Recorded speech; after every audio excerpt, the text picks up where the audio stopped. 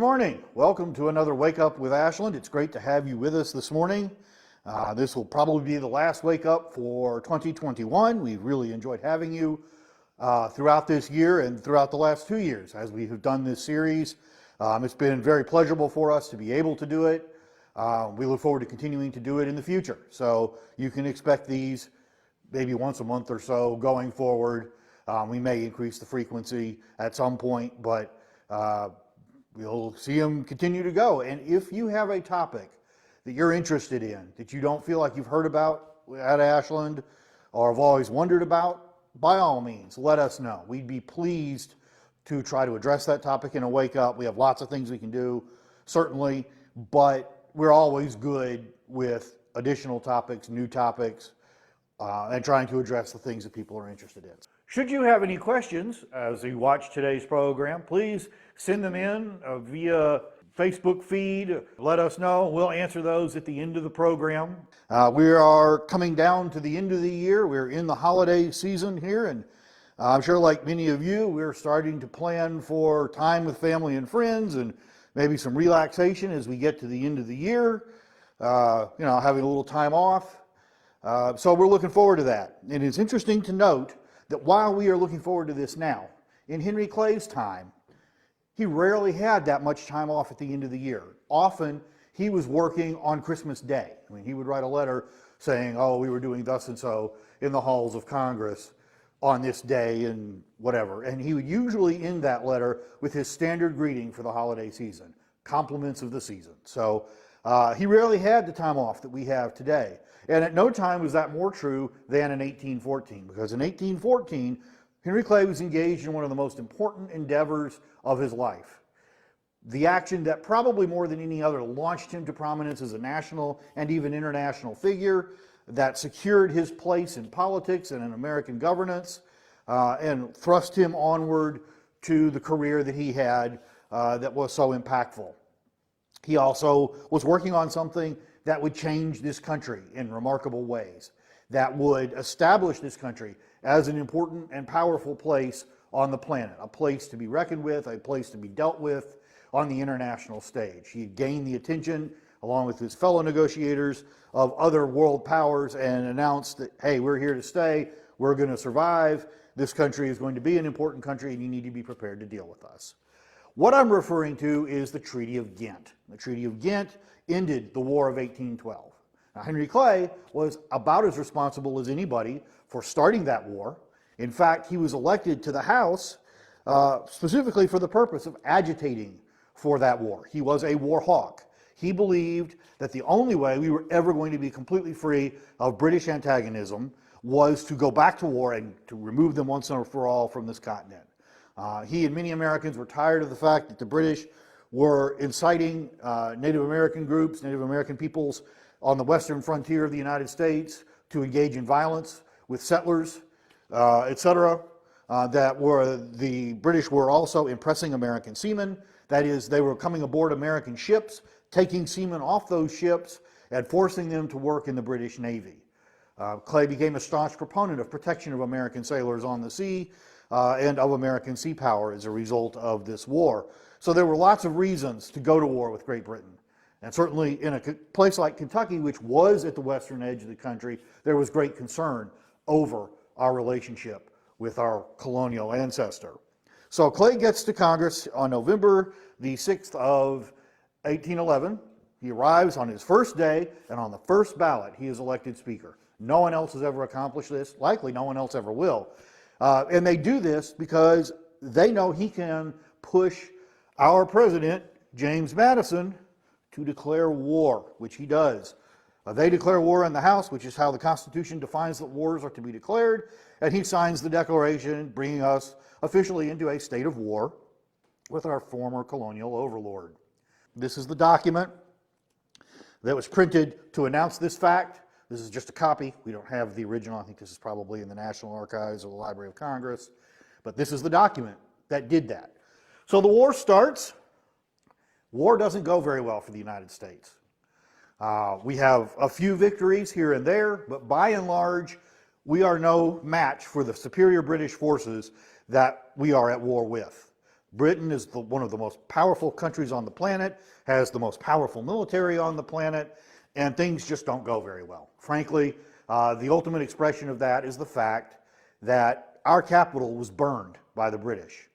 Not normally something one would look to as a sign of a successful war.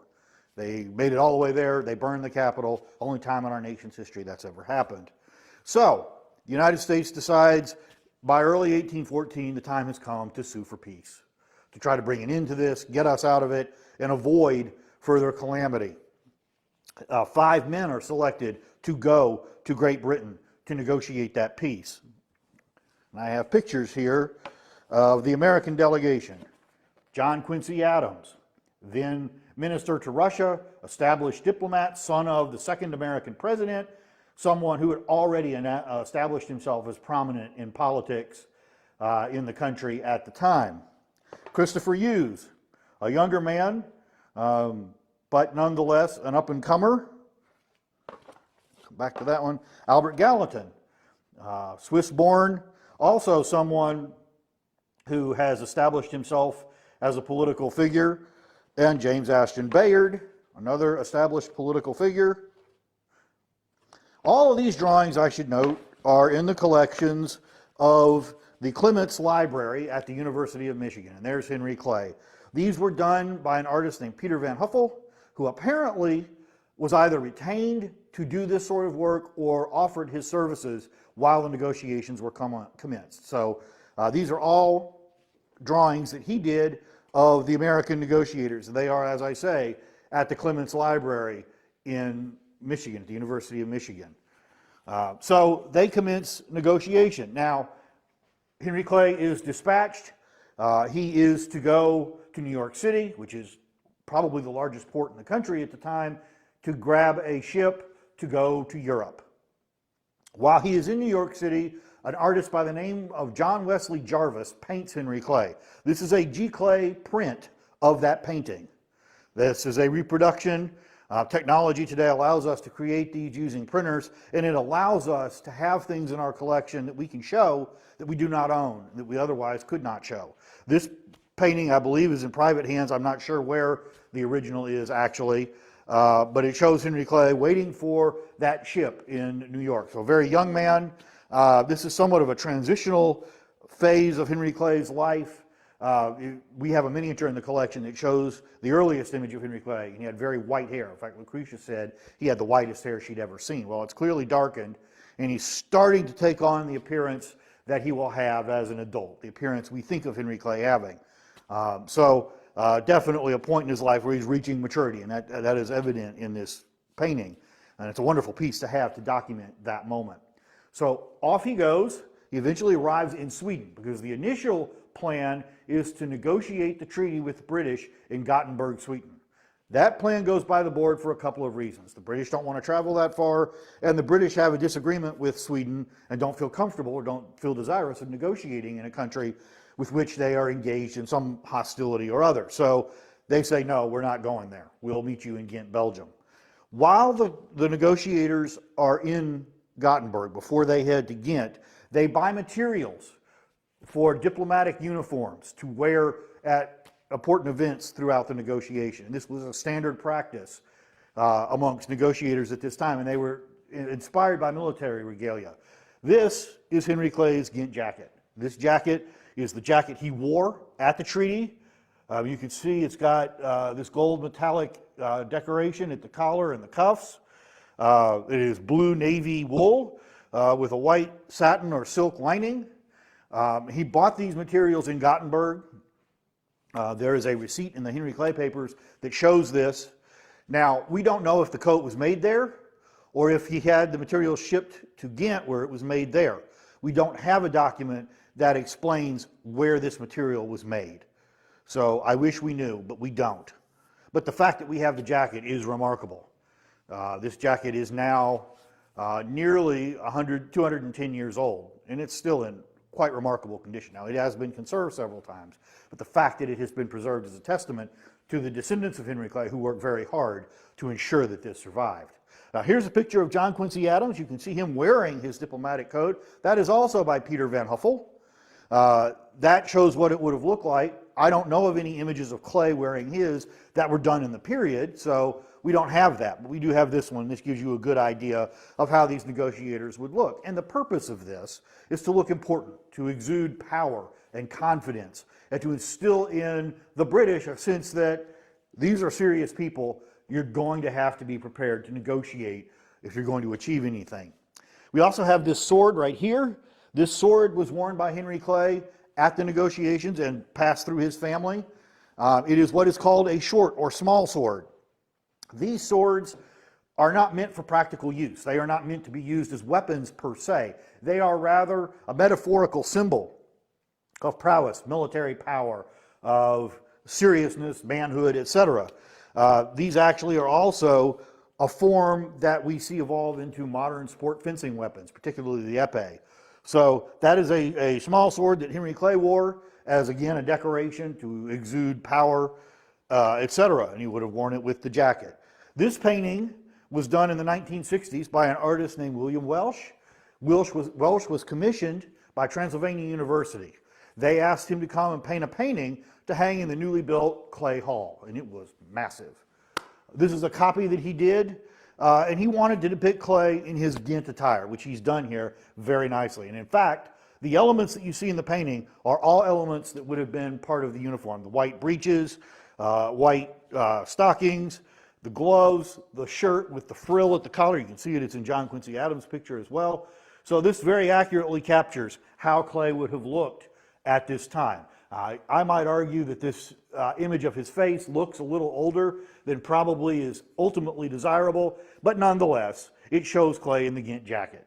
And it's possible, as Secretary of State, for example, that he might have worn this attire later in life anyway. We don't know that. I don't have any record that shows that. But as a result of this attire being made in 1814, the State Department drafts regulations that call for this attire for all American diplomats engaged in important work in the field with foreign countries. So this would have been de rigueur for a long time after. Now, that certainly was true through the Civil War. Later in the 19th century, some diplomats started to get away from it. And on in the 20th century, I think maybe the 1930s or 40s, these regulations went away. And of course, those sorts of clothing were not worn at that point. This is another item that was used at Ghent. This is a place card. You'll see here, it reads, Mr. Clay, Minister Plenipotentiary Extraordinary for the United States of America. And that's a very, very important phrase. Those are your Scrabble words for the day. Minister Plenipotentiary Extraordinary. What that means is that Clay and the fellow negotiators at Ghent had all the powers to enter into agreements on behalf of the United States without having to receive final authorization or approval from the President or Congress or anyone else in Washington. In other words, they could sign a document and it had the force of law and the force of agreement by the United States without that additional approval. And that was important. Remember, they're negotiating this treaty in Europe. It could take months to get communication across the ocean, so there was no way that could be done in a timely fashion without this sort of power. Now, I should note that I recently conversed with a former U.S. ambassador and soon to be U.S. consul in Australia, who tells me that this language is still used and that all ambassadors and consuls and things like that have that title for that exact reason. So it is still in effect today. So they go to work negotiating the treaty.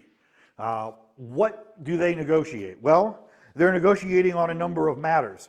They're trying to deal with maritime rights, fishing rights, dealing with oppression of sailors, dealing with Native American issues in the western frontier, recognition of borders, etc. So eventually, after some time, it becomes apparent that Henry Clay is not going to accept any concession to the British. He doesn't believe we should give anything to them, that we should insist on what we want and accept no concession. The ultimate treaty, as a result, states that both parties will go to status quo antebellum, or as things were before the war, which doesn't sound great. It doesn't sound like we've accomplished anything. It's basically a draw. And the fact of the matter is there's some truth in that, but here's what happens. As a result, from an international perspective, it is viewed as just that. The United States has held the greatest military power on the planet to a draw. They haven't lost anything. That's important. That makes the United States a country that is worth dealing with, and a country of power and significance. If they can fight a war and do that, and make that, the British concede to that, that's pretty remarkable. So this ends up being really a very successful treaty negotiation for the United States. During the time that the treaty is being negotiated, letters are being sent back to Washington, and some of them are published in things like this. You'll see this is dated December 1, 1814. And these are the message of the president with communications from the ministers for the United States, basically informing probably members of government and perhaps even the public of what's going on there. So they have some idea how the treaty negotiations are progressing. So an important document Americans wanted to know.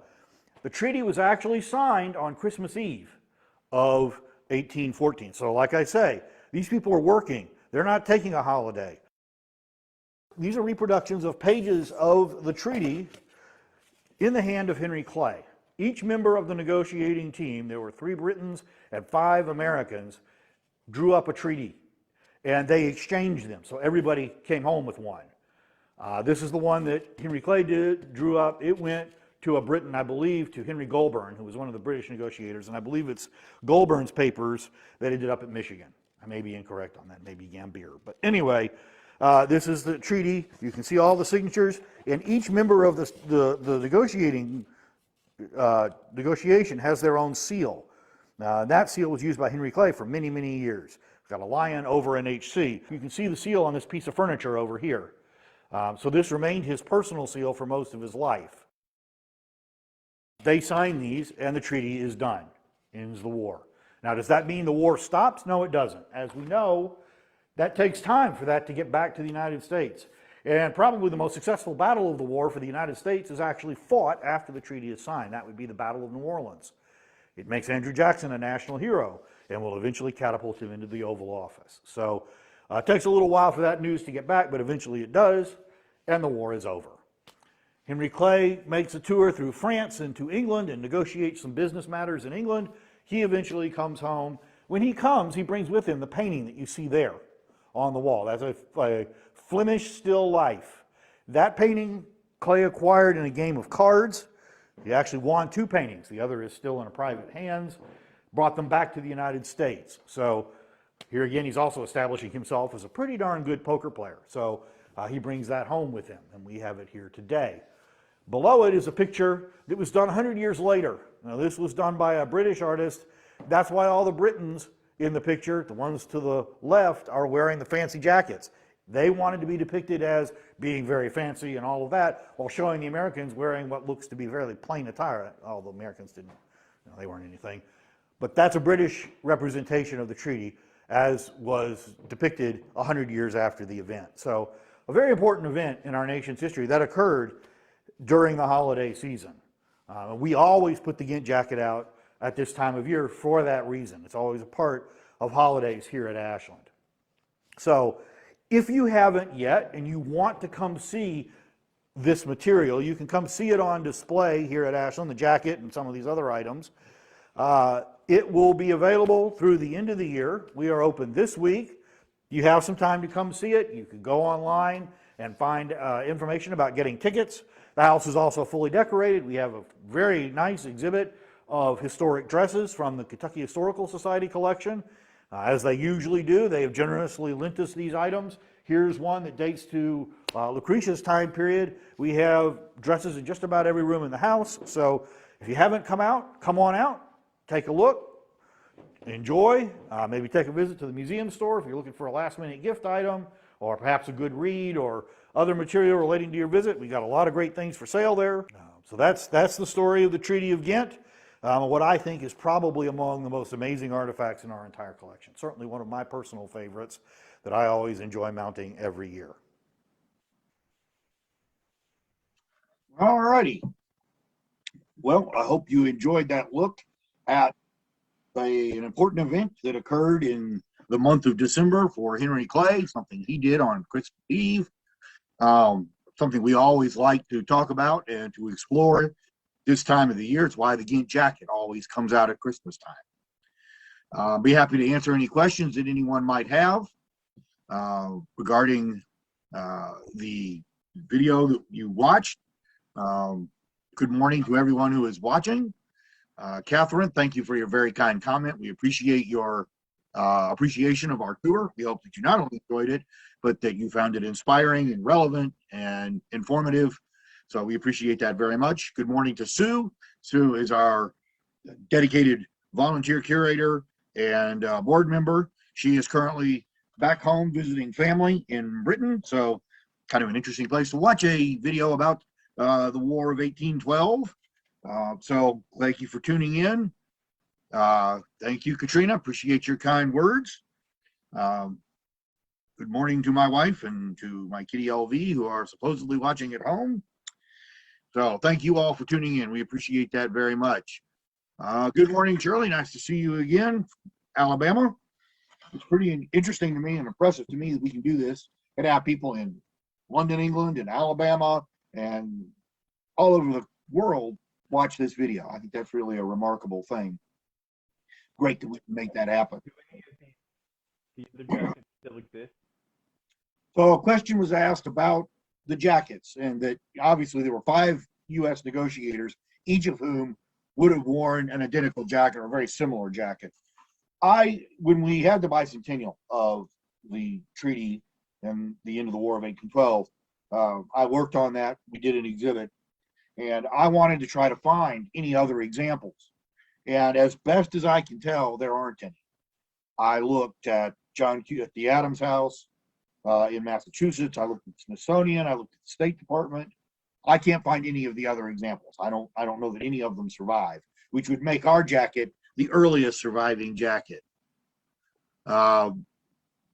Good morning, Chris. I see you asked a question about the garment. Yes, it is the jacket that Clay wore. Now, you ask about the button. I have to confess I'm not familiar with the term tomback button. I think it is probable that the buttons on our jacket are actually replacements. That at some point, the originals became detached or deteriorated in ways that they had to be replaced. When I've examined them, they don't appear to me to have the sort of age or the marking that I would expect on original ones. I would think the originals might have even been fancier, might have had some sort of design on the front, for example. I don't know that for sure, but that's my guess. And I'll look up tomback button. I'm curious to know now what exactly that means.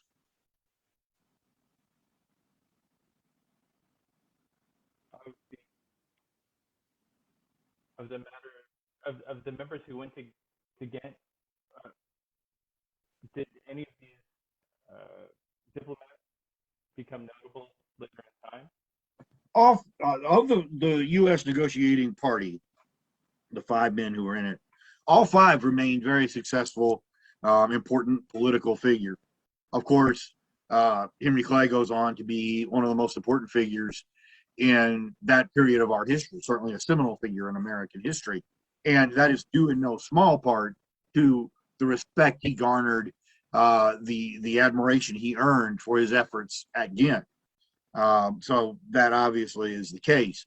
John Quincy Adams goes on to be president. Both Henry Clay and John Quincy Adams will serve as Secretary of State, a role they serve in some part because of the negotiating they do at Trent, at Ghent. So yes, they very definitely went on to be successful. Chris asks about the paintings, the buttons, whether there are any that clearly articulate whether there are designs. The one that we showed of John Quincy Adams is the only one I know of, only painting I know of, that actually shows one of the jackets as it was worn. And I don't think there's enough detail in that to make any conclusion. And I see that you've indicated that tomback is a white metal. So I just don't know. I don't think there are any images that would clearly articulate that. And I'm looking at, his look like flat metal buttons, but I don't know. I don't know whether the artist clearly saw the design and that's what was there, or just how he chose to portray it. So unfortunately, I just don't have that information. And I don't think there's enough record to know for sure. In this painting, where is Henry Clay in this painting? So in the image of the signers of the Treaty of Ghent, which again was done 100 years later, by a British person. So it's designed to make the Britons look good. That's why all the Americans are wearing rather unelegant looking brown suits and whatever. So Henry Clay is towards the rear. I believe he's supposed to be the guy seated in the chair, who doesn't look a whole lot like Henry Clay in my view. So, you know, again, this is a British guy 100 years later. I don't know how many pictures he's seen of Henry Clay. I just don't know. But I think he's supposed to be the guy seated in the chair. There are three figures to the rear. I think he's one of those.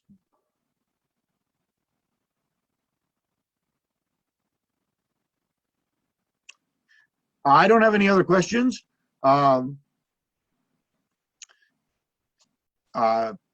Be happy to answer anything else. And yes, Chris, maybe he had a personal set with the HC over the Twisted Torch and the Lion. That seal, which you saw, I think, in the video, he used most of his life. And he used it to seal documents. Unfortunately, it does not survive, although we have examples of it, like the one on the piece of furniture there in the Henry Clay bedroom. And we have wax examples of the seal. So he may have had something like that at some point. There it is. It's on the piece of furniture. So anyway, Henry Clay's son, James, modifies that. He drops the H. And if you look at the front door at Ashland, over the front door is that seal. We've got the lion and then the torch and then the C. So I don't know whether he had any design on his buttons or not. Morning, Mary. Mary is currently our volunteer coordinator. Morning, Dan. Thank you. Well, it's great to see everyone. I hope everyone has a wonderful holiday season. Happy New Year.